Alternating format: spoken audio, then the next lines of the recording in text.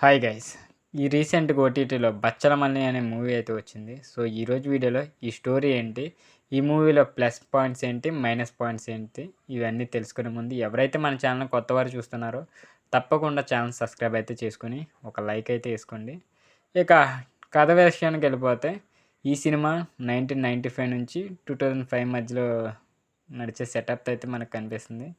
తుని, సూరవరం ప్రాంతంలో ఒక పక్కా మొరటుగా పూర్తిగా మూర్ఖత్వంతో నడిచే బచ్చలమల్లి. సో, తన పేరే అల్లరి నరేష్.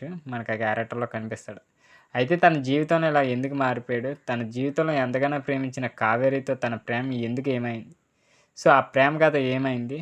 అంత మూర్ఖత్వం మూలన తను కోల్పోయిందేంటి? సో, ఈ క్రమంలో తన కథకి వచ్చిన ముగింపు ఏంటనేది తెలియాలంటే ఈ మూవీ చూడాల్సిందే. సో, ఈ మూవీలో ప్లస్ పాయింట్స్ వచ్చేసి ఈ మధ్య తన ట్రాక్ మార్చిన అల్లరి నరేష్ మరోసారి సాలిడ్ రూల్స్‌లో అయితే ఎంచుకున్నారనే చెప్పాలి. ఈ సినిమాలో బచ్చలమణి అనే క్యారెక్టర్ తను ఒదిగిపోయాడనే చెప్పొచ్చు. ఆ క్యారెక్టర్‌లో ఒక మొరటుతనం, ఒక మూర్ఖత్వం మనిషి ఉండి ఎలా ఉంటాడో ఆ ఎమోషన్ అయితే పర్ఫెక్ట్‌గా మన సినిమాలో చూపించారని చెప్పొచ్చు. సో, చాలా సీన్స్‌లో కూడా ఈ సినిమా తన మూర్ఖత్వం లాగానే అనిపిస్తది. చాలా ఇంప్రెస్ చేసాడనిపిస్తది. అలా హీరోయిన్ విషయానికొచ్చేస్తే అమృత. తన రోల్‌లో బాగా చేసిందనే చెప్పొచ్చు.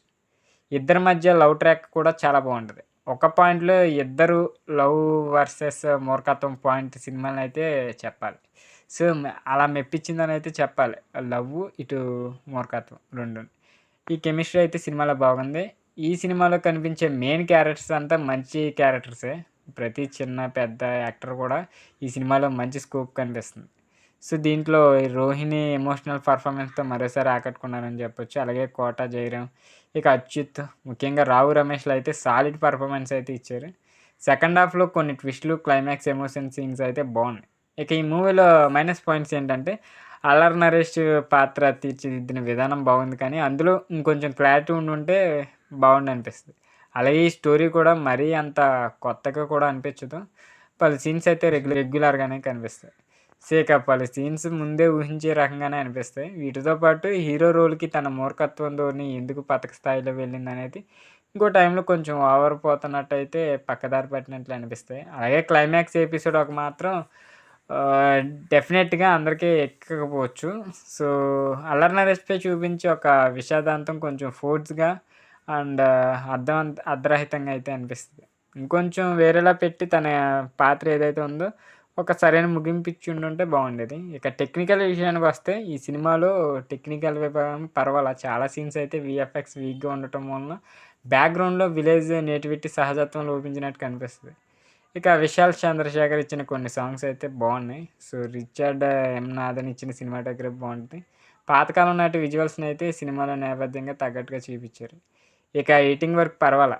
ఇక డైరెక్టర్ సుబ్బు మంగదేవ్ విషయానికొస్తే తన కథలో కోర్ పాయింట్ బాగుంది.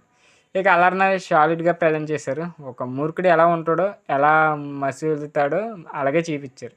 అలాగే తన మూర్ఖత్వం వలన ఏం కోల్పోతాడో, తన ఎమోషన్, డీసెంట్ లవ్ స్టోరీని హ్యాండిల్ చేయడం బాగుంది. కానీ ఇంకొంచెం డెప్త్‌గా సినిమాని హ్యాండిల్ చేస్తే అలాగే క్లైమాక్స్‌ని కూడా వేరే రకంగా డిజైన్ చేసుండుంటే ఇంకా ఎక్సలెంట్ ఉండేది మూవీ అయితే. సో, ఆ ఒక్క విషయంలోనే.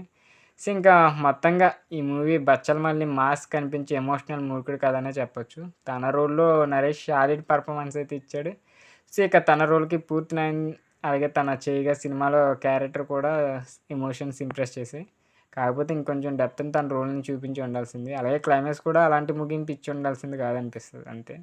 సో, మూవీ అయితే చూడండి ఓటీటీలో కాబట్టి మీకు నచ్చిద్దనుకుంటున్నా. ఈ మూవీని మీలో ఎంతమంది చూసారో కింద కామెంట్ రూపంలో తెలియజేయండి. వీడియో నచ్చితే తప్పకుండా లైక్ చేయండి. ఇలాంటి మూవీ రివ్యూస్ కోసం మన ఛానల్ తప్పకుండా సబ్స్క్రైబ్ అయితే చేసుకోండి.